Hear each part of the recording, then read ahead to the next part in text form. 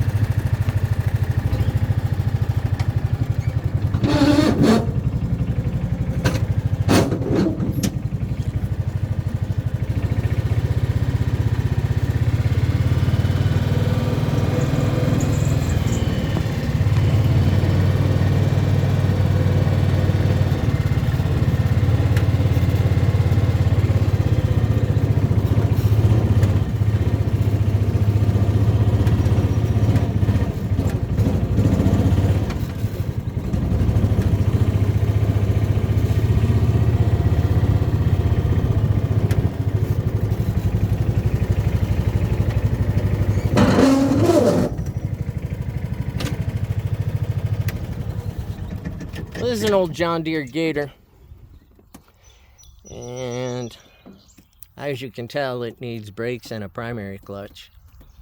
Drive clutch works just fine. This front few acres are leased to a conglomerate who lives right next door, actually, and he's pretty well equipped for large-scale rental farming. Got all those big machines. Does what I guess most people would call modern farming. Lots of spraying, lots of tilling. We're going to change that up over the next few years if I have anything to say about it. And let's get going.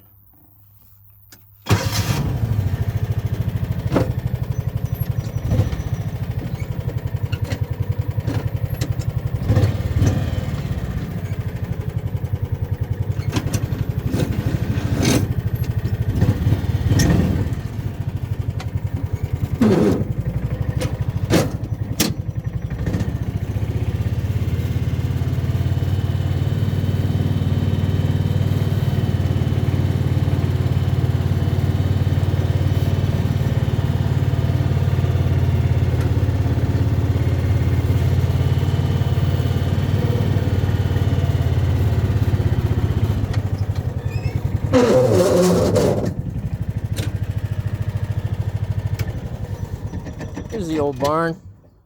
Previous owner had horses in here. Maybe we'll be able to do that again someday. Not this year, though. Too many projects.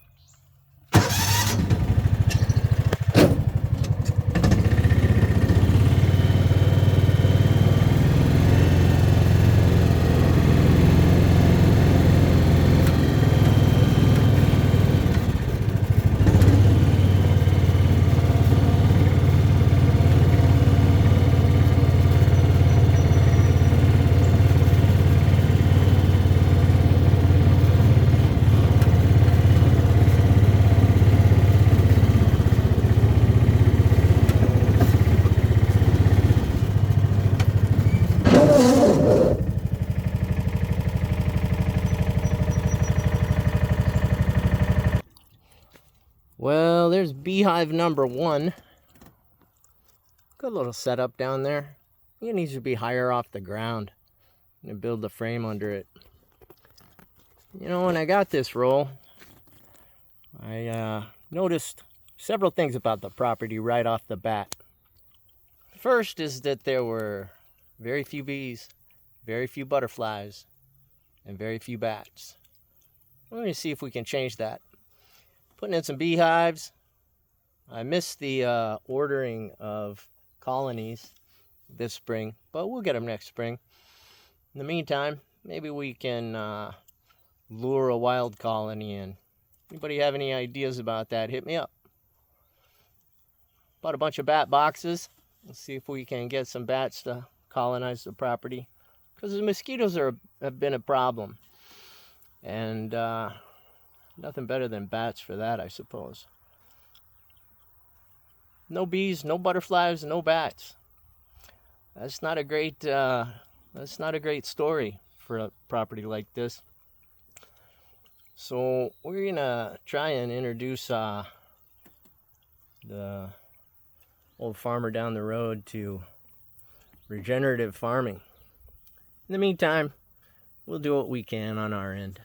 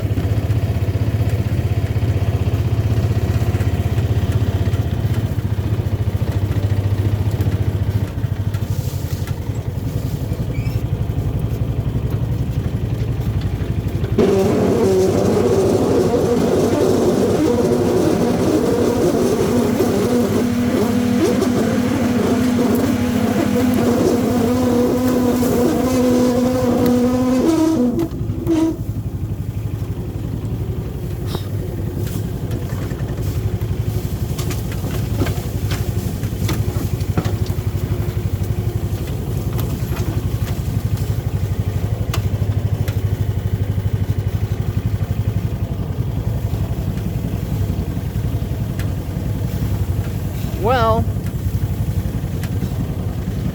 if coming down that hill tells me anything, it's that this old gator needs brakes as well as a primary clutch. I'll probably get that done this winter. It gets cold around here and cold to work outside, can't dig in the ground. So we'll hole up in the shop and get some things fixed.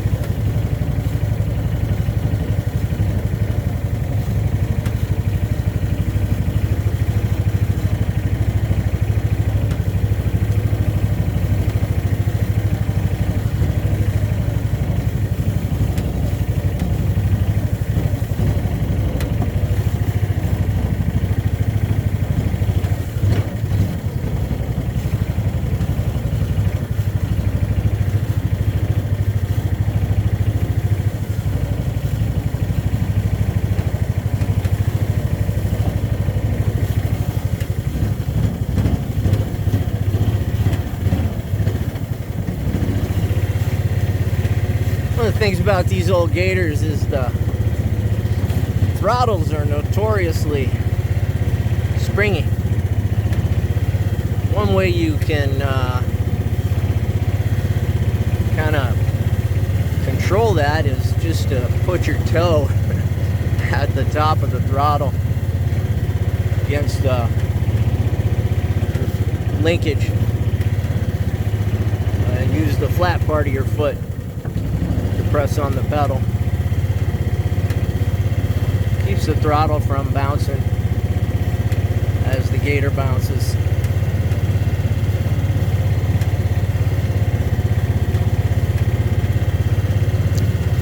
Coming up on the creek here on the right,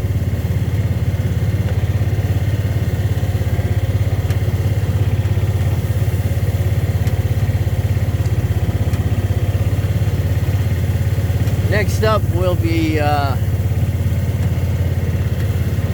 requesting a brush hog to mow some proper trails through this sawgrass.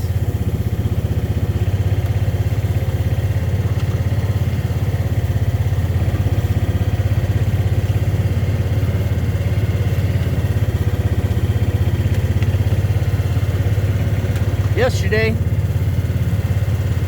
saw a family of river otters in the creek. First I thought they were muskrats, because I've seen muskrats here for a couple of years. But muskrats tend to be solitary. And I startled them. They began weaving in and out of the water the way only otters do. And then they climbed out and ran up the hillside over there.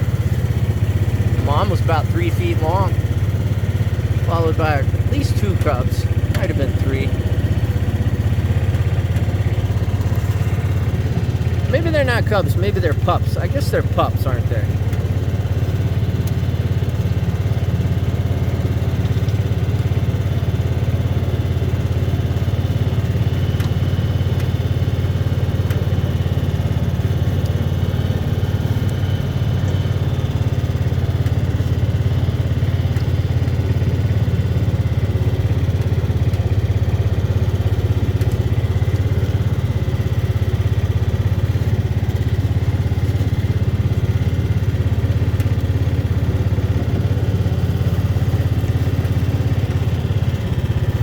Lots of dragonflies, which is good, I guess. Helps keep the mosquito population down, as in the summer this water doesn't flow very fast. Imagine it's slow enough for the mosquitoes to populate by the bajillions. We can drive the Gator right under this maple tree. Going under tree branches in your mule or Gator or whatever you've got, generally not a problem. If you're talking about maples, alders, most of these other trees. But if you try that with an oak tree, it just might take your head clean off. Just a little tip for you. Learned the hard way. All the ash trees are dead. Well, most of them. A few of them seem to have survived the Japanese beetle plague. You can see dead ash trees. Most of the big ones, hired a guy to come in and cut down a couple of years ago. There's a big dead ash right there. Not cheap. You're a young guy looking for a business. Tree work pays well, apparently. Equipment intensive and not the safest job in the world. There's a dead ash right there. Gonna get a bucket lift in here and Go up and cut them down a little at a time. That's about where my tree cutting skills end. Felling giant trees is not for the faint of heart. But I can top them and then log them out.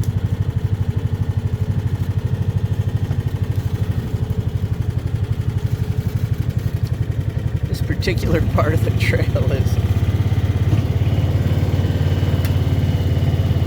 heavily populated with mosquitoes. One of the things we're going to do this summer is come in and clear out as much of this buckthorn as I possibly can. It's invasive, just chokes out the forest.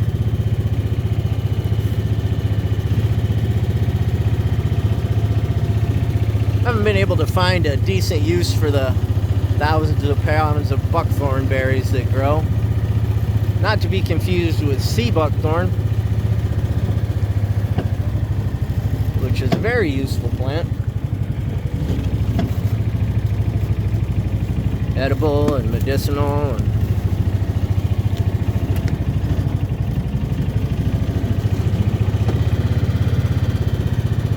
trying to leave the milkweed.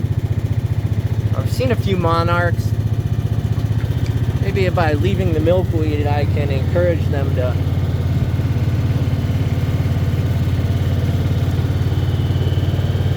lay their eggs here.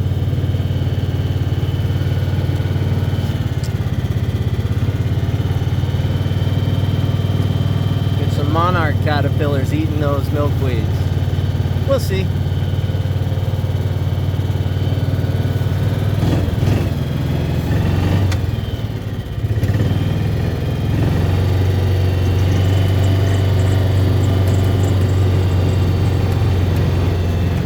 They say the corn's supposed to be knee-high by the 4th of July, but this stuff's well over 6 feet tall. And today's the 8th. Looking like a good year for corn. Around here, pretty much everybody grows corn. Not sure why. Must be the subsidies. The way I hear it, back in the 30s and 40s, farmers were going out of business. So the government, in their short-sighted wisdom, decided to subsidize corn and soybeans. In the years that followed, we grew so much corn. They used to pile it up in giant piles the size of football fields as far as the eye could see. I remember seeing them when I was a kid driving through Nebraska, along with all the marijuana growing in the ditches. I guess they call it ditchweed. Pretty low THC content, illegal nonetheless. But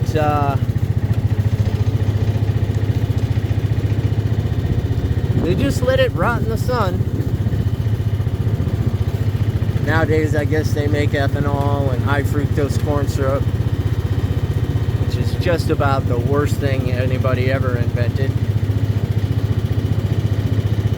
Your body needs very little fructose, just enough to make some exotic neurotransmitters in the center of the brain. But they put that stuff in everything, didn't they? I remember 10 years ago, I went to the store to buy a loaf of bread. Could hardly find a loaf of bread without high fructose corn syrup in it. Fructose, of course, in excess accumulates in the liver, causing fatty liver disease. Transformed into triglycerides and fatty acids. And they told you to not eat fat. Then they fed you things that caused your body to make fat that you couldn't use. It got stored in the walls of your arteries and in your liver. The liver couldn't do its job, and everybody got metabolic syndrome.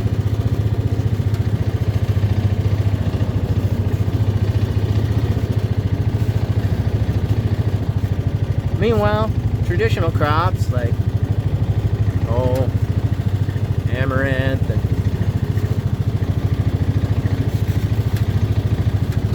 other such things fell by the wayside, forgotten about. I think next year we're going to grow amaranth in that front 5.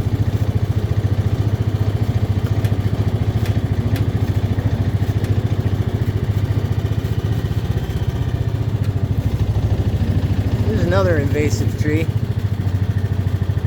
the mulberry. These are wild mulberries. They don't make enough berries to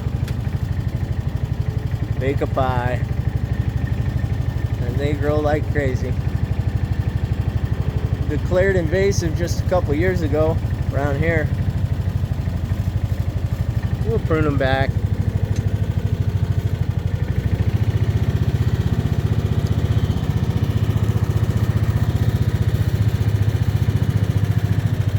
Everything's in bloom. Not a bee in sight.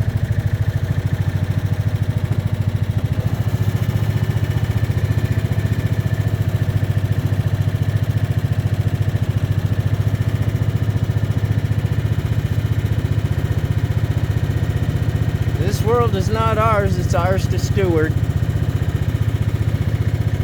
It's time we all started thinking about stewardship.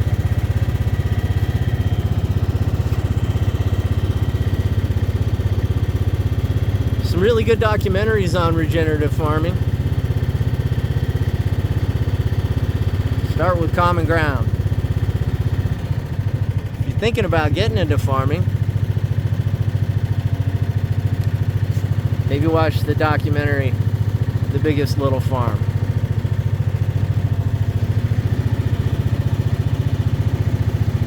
And we're back. Go meet a couple friends for dinner. Got a lot done today.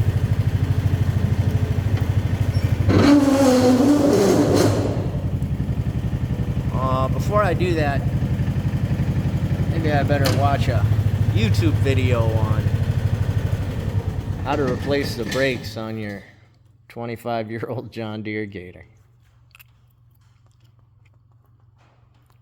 I'm the caretaker. Signing out.